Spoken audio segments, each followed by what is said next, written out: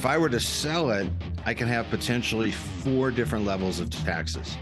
Depreciation recapture at 25%, federal gain, net investment income, and state tax. If I do a 1031 exchange, I can defer all those taxes, not pay any of them, and then I'm able to take all of my equity and I'm able to redeploy that into other investment properties. Check out the website simplepassivecashflow.com for podcasts, videos, articles, and free e-courses. If you guys have any specific questions, feel free to reach out to the team via email and we'll get you pointed in the right direction, whether it be an educational course or information about syndication deals. If you haven't read my book, The Journey to Simple Passive Cashflow, click the link below to get a free copy. Thanks to John and the Wealth and Freedom Nexus podcast. Our team is here to help you take the first step, or if you're a seasoned investor, then we're here to expand your reach into alternative investing. Are you tired of trying to keep ahead in the rat race, only to have so much of your hard-earned money going to the tax collector? Equity doesn't pay the bills. Retirement savings don't pay you now, and there are only 24 hours in a day to work. The only solution is passive income that pays you 24/7 now, not 40 years from now. From vetted investment opportunities to tax saving strategies, let John guide you through all the confusion and take control of your financial life in pursuit of financial freedom. So sit back, relax, and welcome to the Wealth and Freedom Nexus.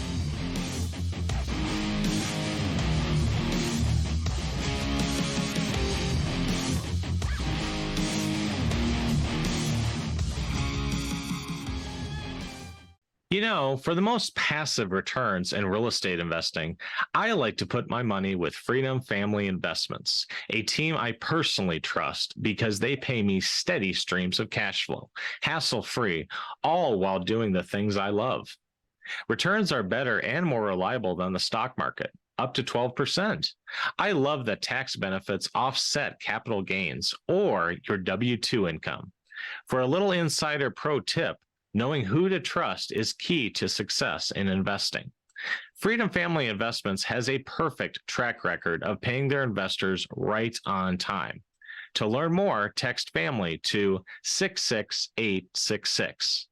If you want to invest on autopilot with people I personally trust and with a team who cares about you reaching your financial goals, go ahead and text family to 66866.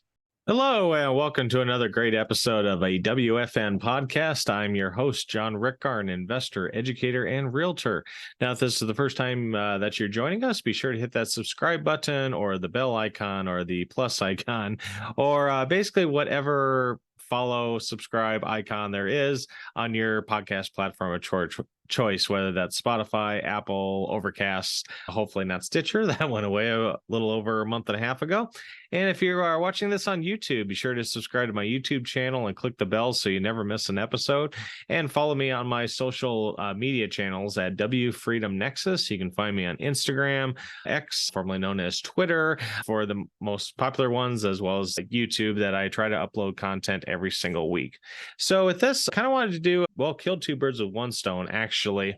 If you've been following this podcast for a while, you know that I've talked about 1031 exchanges, but I kind of want to take a step back and realize that there's probably some people that have come across this podcast that maybe have heard about it and really don't know what it entails. So wanted to bring on a guest that specializes in 1031 exchanges. In fact, he actually has decades of experience, where he started in the 1031 exchange space back in 1988. I won't, try to take a guess at how old he is or my age as well. But in 1988, I was 5. So we'll just go with that and mention, he's got a lot of experience in this space, brings a wealth of knowledge, especially with all the changes that have come with this. Now, the 1031 exchange can be a little political, a lot of Democrats, progressives, and especially Biden. He's mentioned a number of proposals.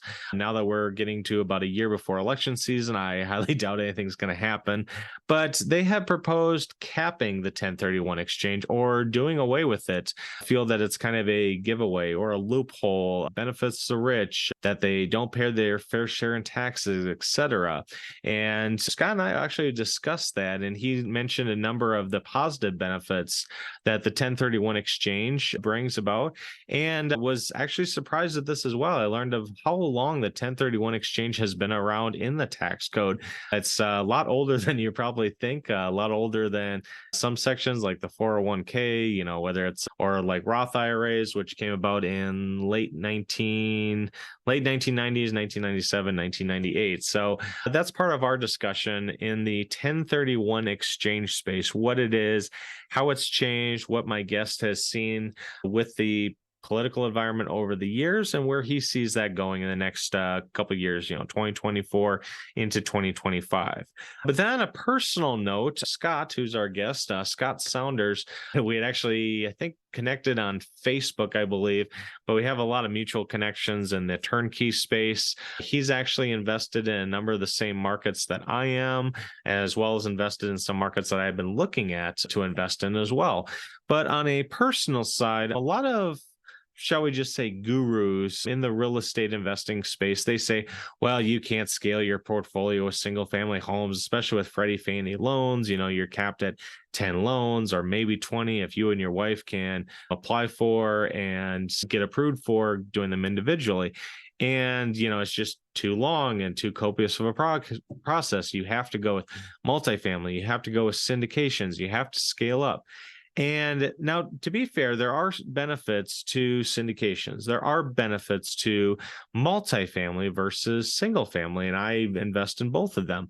But generally speaking, Scott has really proven those gurus wrong, that you can scale up with single family homes up to fourplexes and build up your portfolio that way versus trying to go all in and take down a 50-unit apartment or 100 or 200-unit apartment complex.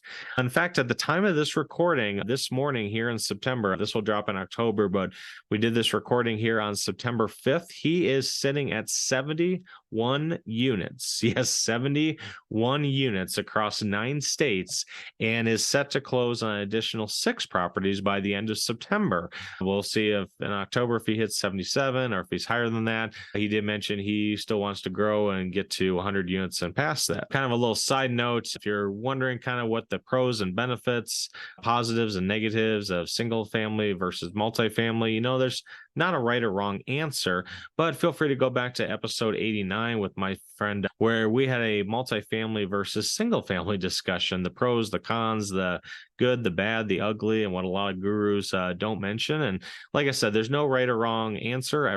Every investor goes on their own path. Now, with that note, as you've probably noticed, especially the last 2 years, Scott is actually going to share why he's still scaling his portfolio, why he's still buying, why he's still looking to close on 6 properties by the end of September, when rates are still, pretty high. In the last 2 years, we've seen a doubling of interest rates. Inventory is still pretty nationwide. We have a, big shortage, and we'll kind of go into that with this interview.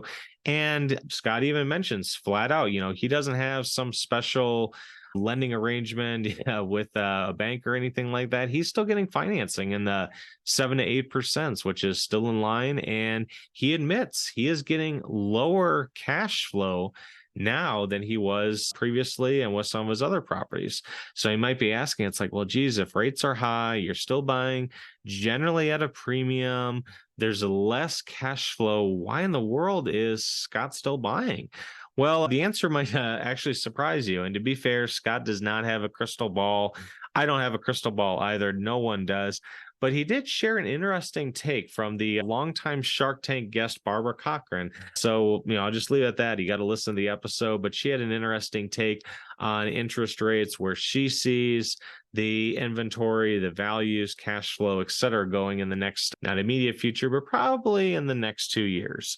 So stay tuned here as we dive into the 1031 exchange, what that is, how it can benefit you, and on a personal side, how Scott Saunders built his portfolio past 70 units and why he is still buying with higher rates. We'll get into this after a word from one of our longtime sponsors of the podcast. Check out the website simplepassivecashflow.com for podcasts, videos, articles, and free e-courses. If you guys have any specific questions, feel free to reach out to the team via email and we'll get you pointed in the right direction, whether it be an educational course or information about syndication deals. If you haven't read my book, The Journey to Simple Passive Cashflow, click the link below to get a free copy. Thanks to John and the Wealth and Freedom Nexus podcast. Our team is here to help you take the first step, or if you're a seasoned investor, then we're here to expand your reach into alternative investing. Scott, thanks for coming on the show. How are things down in Colorado?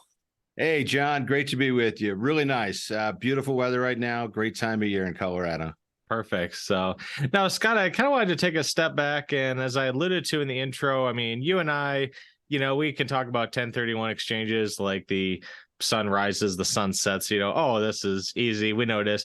But sometimes I got to take a step back and not every one of my listeners, especially my new listeners, might not have ever heard of what a 1031 is. So kind of wanted to open up with that.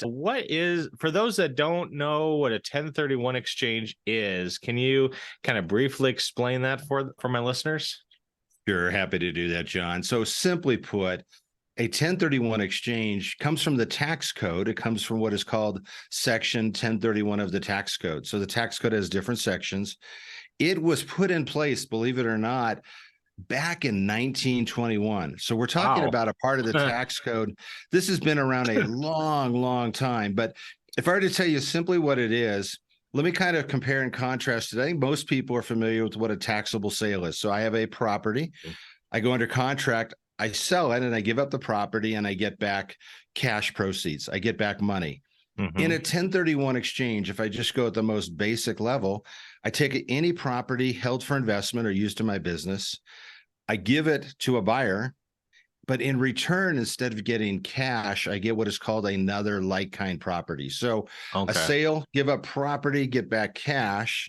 In a 1031 exchange, I give back a property held for investment, and then I get back another like-kind property. So, I mean, if that simplifies it, that's really all it is. Now, there are time deadlines and some different requirements, but at the most simple level, it's just giving up a property and within certain time constraints, getting back another property that's held for investment. It's that it. And the beauty of it, here's why you do it. You're able to defer paying all capital gain taxes. So if I were to sell it, I can have potentially 4 different levels of taxes.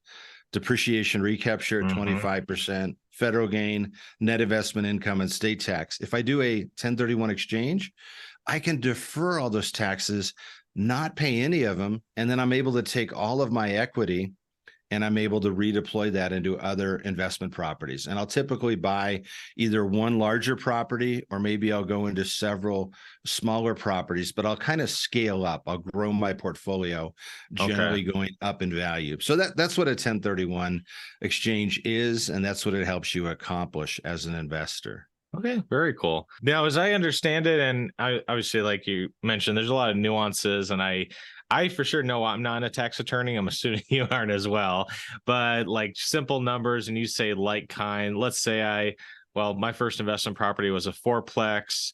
I decide to sell it. I'm using round numbers. It sells for, I'll round down, $400,000, and I still have $200,000 of it in debt.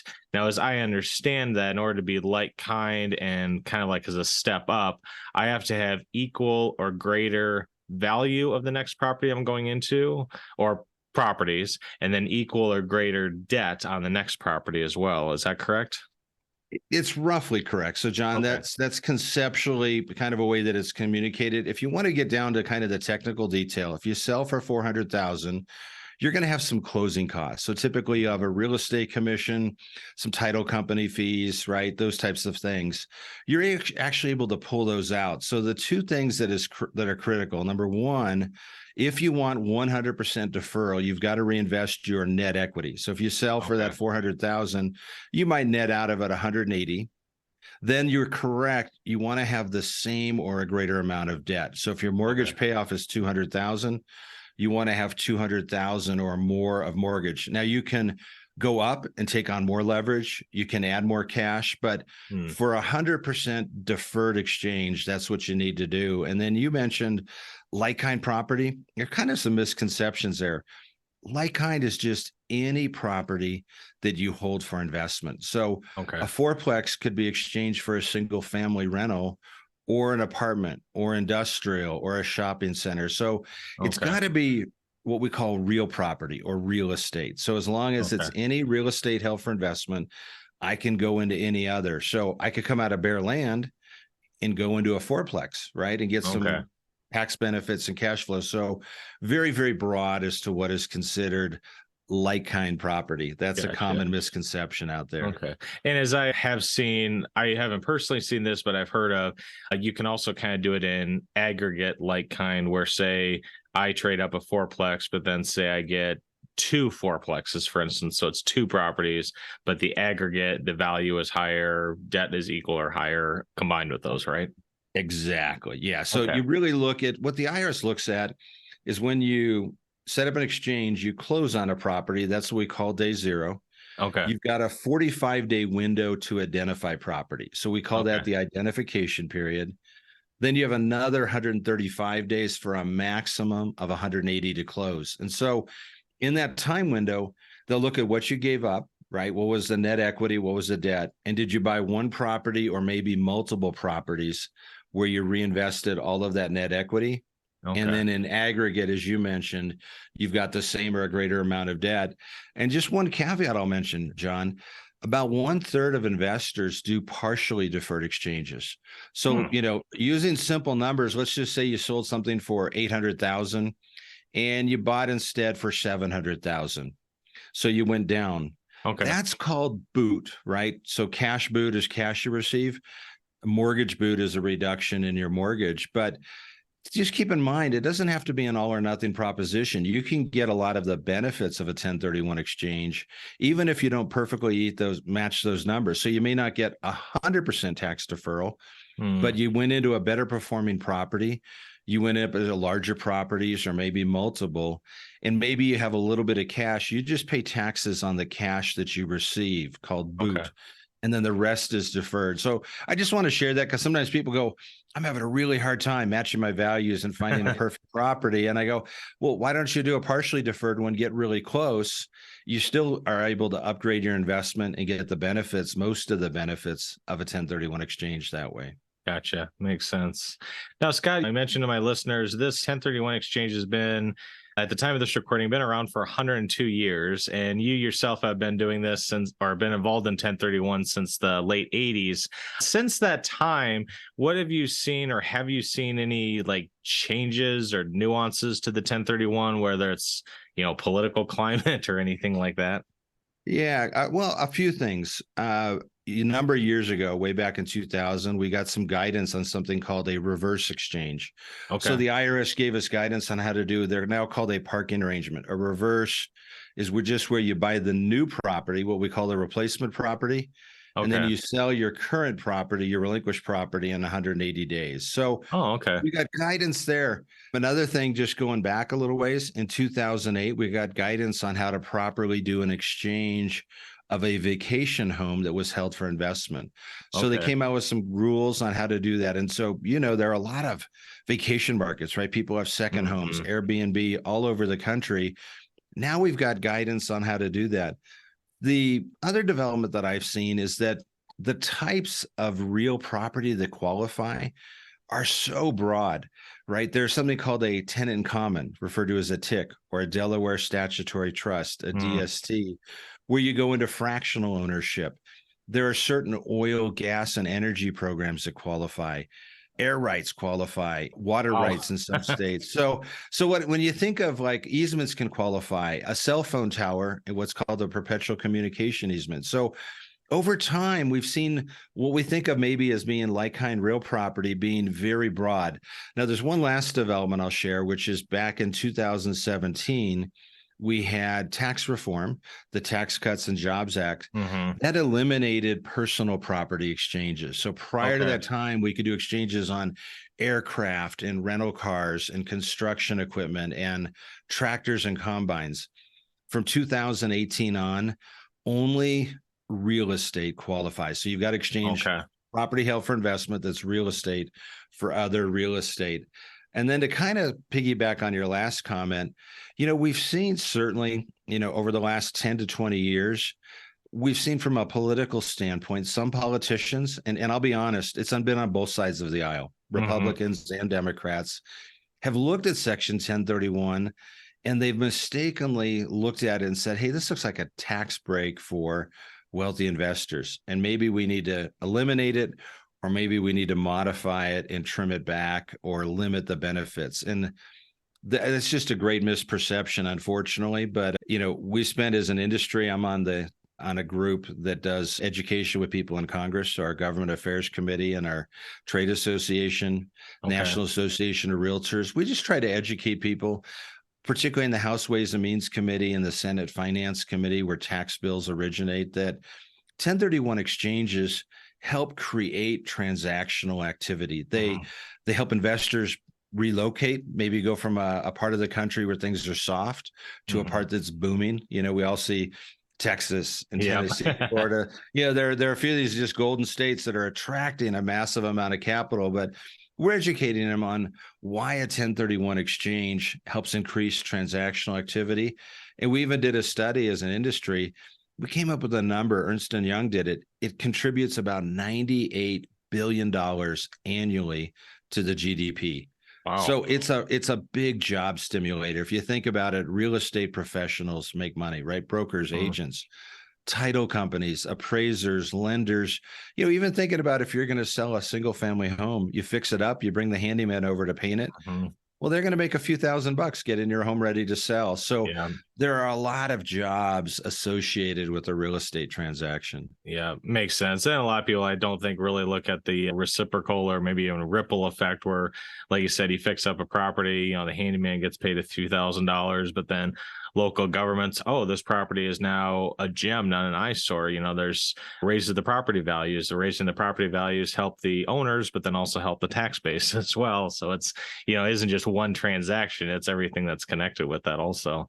That, John, that's a great point. I know I buy turnkey real estate personally, and some of the neighborhoods, we've actually had whole streets that have been fixed up where we've improved properties and taken a neighborhood that was maybe on the decline, stabilized it, and now it's becoming a more desirable. So that's great, right? Crime goes down a little bit. It's more desirable. The tax base goes up for the government. So society and even the local government win when investors invest some capital and spruce up their properties and attract a little better graded tenant for sure. So now, Scott, I'm just kind of curious, and we'll kind of end on this for the 1031 portion before we switch gears. But like you said, it's been on both sides of the aisle, but especially the Bidens, the AOCs, the Bernies, that, the 1031 exchange is so unfair. All these taxes go unpaid. We could do a lot of good with this, whether, insert your social program, et cetera, if we had all these taxes come in. In your opinion, having done this for so long, do you think there's any real concern of the 1031 either going away or maybe getting capped, or is this still kind of just typical political talk that it comes every election cycle? For investors seeking DSCR financing, check out timothyhero.com. The guy has closed over 150 DSCR loans in the last 2 years and has been appearing on podcasts and written about by journalists. He's well connected with some of the best lenders in the game and can get you the financing for your rental properties. Yeah, well, for the last 3 years, President Biden has proposed capping 1031 at $500,000 per person. So it's not a theoretical. His administration has said, hey, we want to cap it. So as a result, in the industry, a few of us have gotten very involved working with Congress to explain why this is beneficial. Mhm. So that's been a very real threat. I know the National Association of Realtors has spent a lot of time educating. So have other trade organizations. There's a group of about 80 or 90 organizations educating people in Congress. Some of them are ranchers, farmers, right? Land people, conservation easement people. So we've been educating people. To your bigger question, I think, unfortunately, in the world we live in, right, 1031's been around since the 20s. It's Yeah. gone through boom times, it's gone through down times, and everything in between, and administrations on the left and the right and center, right? So it's been around. It has been in the code a long time, but I really think in today's environment, when there are groups looking for, for lack of a better word, a pet program or maybe a social spending program, I Mhm. think it's always going to be something where we've got to continually educate the new people coming into Congress so they understand. I've had so many calls. I think I met with 60 some senators in the last 12 months on Wow. Zoom calls where somebody said, isn't $500,000 a lot? Isn't that a lot per person? And then I explained, what about the school teacher in California that 30 years ago bought one investment property? That's Yeah. their entire retirement income. And so, yeah, they bought it for 100,000. Today it's worth 1.2 million. Mhm. So it sounds like a big number, but if you tax them on most of that gain, now their retirement's impacted, right? Now they're going to be left. So they were trying to be self-sufficient, which I think is a benefit to everybody in society, not needing government assistance. So I think as we educate people, particularly when we talk about, a farmer and a rancher, somebody who's a rancher farmer, they might have a few million in equity, and it sounds like a big number, but every year they're scraping together money, right, to farm and ranch. So they're equity rich, but running their business operations challenging. If you gave them a haircut and taxed 30 to 40% of their gain, it Mhm. would wipe out a lot of people in rural America. So those are the types of things we educate. And I think right now we've kind of resolved as a 1031 industry, we need to always be educating the new people that come into Congress, just getting them up to speed, providing them studies. And most people, honestly, whether they're on the left or the right or in the center, once they get that information, they go, oh, I had no idea. So Yeah. that's our job, is to educate them on the economic benefits and why 1031 creates jobs. Sure. No, makes sense. Switching over to kind of the personal side, Scott. So, we talked a little bit off camera and you sent your bio, and I kind of alluded to in the intro, and actually had to correct this. So you're now over 70 units or doors, if you will, across 9 states, and projected to close on a number before the end of September. So I guess kind of 2 questions. 1, how in the world did you get that many units? And 2, how in the world do you manage that many across so many states? Well, I'll answer both questions. So mine are almost predominantly single family rentals. Okay. So they're all predominantly, I think I've had 4 duplexes. The rest are single family. Okay. What I do, and it may sound really simple. Sometimes what's simple isn't necessarily easy, but I'll set myself a 90-day target. So if I say I'm going to buy 3 assets in that 90-day period, I put all my energy into just that short-term goal. So I don't look at an annual goal. I don't look at 5 years. I just look at a short time frame. It took some discipline, right? I have a car that I've driven for a while. It's a nice car. It happens to be a BMW 3 Series. It's got 140,000 miles on it.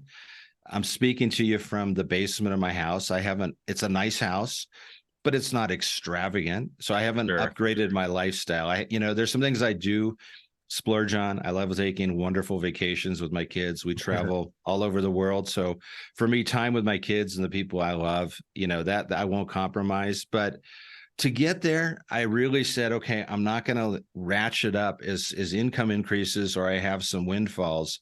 I'm going to immediately redeploy that into buying real estate. And so sometimes I've had friends that know me, then I'll buy a package of 2, 3, 4 assets at one time at a little better deal because they know that I'm continually investing.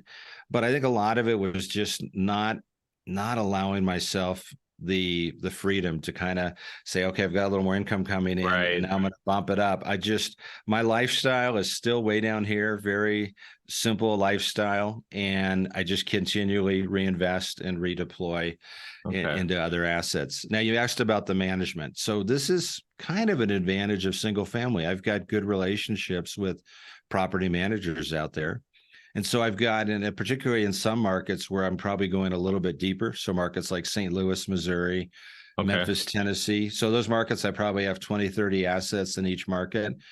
I've got great relationships with property managers that frankly, they become my friends over time. We've got a great relationship. So that's a win for them, right? They know me and they know I'll just grow and scale. And then from my perspective, I've got somebody in another state that I trust, that I've got a high credibility relationship with. And if something comes up, I may have the owner of the company text or call me over the weekend. Hey, Scott, we have an issue.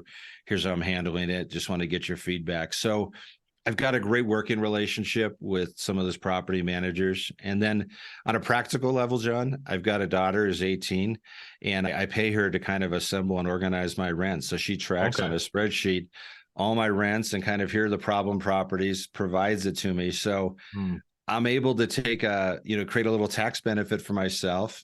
And the really cool part, John, is I'm educating my daughter on real estate. She's starting to get how rents work and cash flow and P&Ls. And so that's been kind of a fun process. My passion now is how do I take what's in my head and pass it on to my kids, right? Because someday they'll get all these assets, right? Well, I better teach them how to manage it. Or, they'll sell them off and put the money in the stock market, which isn't, I'm not a big fan of it. I'm a real estate guy. Yeah. Or the next big crypto project or some monkey NFT that was down 99%. Or it's funny you bring that up. My son he's in college and he was making great money on Dogecoin. Like he was killing it. And he got day trader status. And I go, how do you do that? His name's Clayton. And I go, Clayton, how do you do that? Dad, it's real easy. I buy low and I sell on the highs. And I said, so wait, let me get this straight. You just buy low and sell high. He's like, that's it, Dad. It's so easy. And I go, yeah, if it were that easy. And he doesn't know what he was investing in. I go, I'll take slow, stodgy, boring real estate that created 90% of the millionaires in America and 90% of the millionaires in the entire world. I'm going to go where the odds, are in my favor. And I'll go with real estate. Makes sense. So now, Scott, you had mentioned, you've got a couple small multifamily, but mostly, single family homes across all your markets. Now, in any of that time that you've been growing your portfolio, did the 1031 exchange help you, or have every property you bought, you've held on to this day? Yeah, I've done. So professionally, I do 1031. Personally, I invest on the side. I've done 3 exchanges. So years ago, I did a reverse exchange into Arizona. So I bought one asset and then I sold something. 2 years ago, I did it. I actually exchanged out of that asset. I thought Arizona was doing really well. I kind of went through the downturn in Arizona and I didn't really want to live through another one of those. So I sold that one single family. I bought 4 assets in St. Louis and I bought one in Memphis. So one asset converted into 5. And then the other one I did is a really simple exchange, but I'll be honest, John, this is a little humbling. I bought an asset years ago in Vero Beach, Florida.